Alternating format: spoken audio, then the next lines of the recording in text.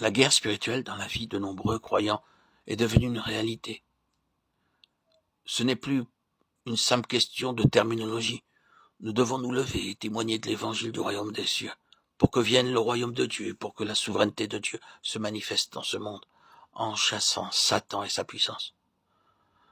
En d'autres termes, nous devons rendre témoignage à la victoire de la croix de Christ. Nous devons déclarer que Christ a déjà jugé le prince de ce monde. Il a obtenu une complète victoire et que le royaume, la gloire et la puissance lui appartiennent. Car Satan n'a aucune place dans cet âge. Il est un simple usurpateur. Tous ceux qui ont reçu le Seigneur Jésus ont été délivrés de la puissance des ténèbres, transférés dans le royaume du Fils de l'amour de Dieu.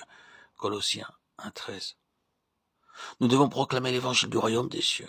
C'est l'évangile qui déclare la défaite de Satan, le rejet des démons et la destruction du Hadès. C'est ce témoignage qui parachèvera la fin de l'âge présent.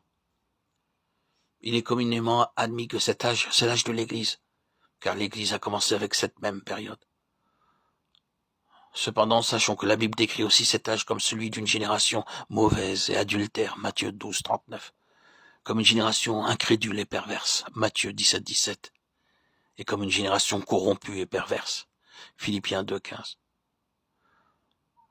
L'intention de Dieu, c'est de mettre un terme à cette génération et à cet âge. Il est satisfait de voir que la fin de cet âge approche rapidement, afin que le temps de son royaume puisse être inauguré. Et les enfants de Dieu doivent accomplir leur devoir. Ils doivent travailler ensemble avec Dieu pour porter un terme à cet âge. La prière en est un des moyens, mais le témoignage est aussi une urgente nécessité. Levons-nous tous pour proclamer la majesté du Seigneur Jésus comme jamais nous ne l'avions encore fait auparavant.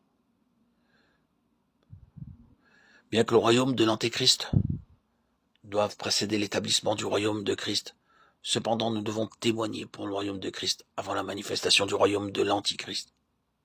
Cet âge doit nécessairement s'achever et l'Église doit accomplir sa mission pour cela.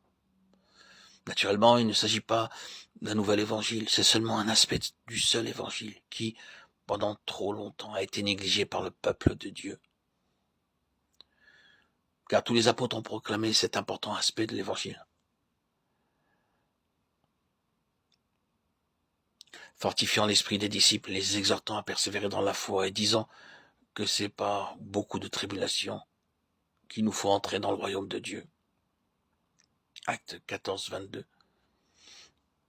Et ils lui fixèrent un jour et plusieurs vinrent le trouver dans son logis. Paul leur annonça le royaume de Dieu en rendant témoignage et en cherchant par la loi de Moïse et par les prophètes à les persuader de ce qui concerne Jésus.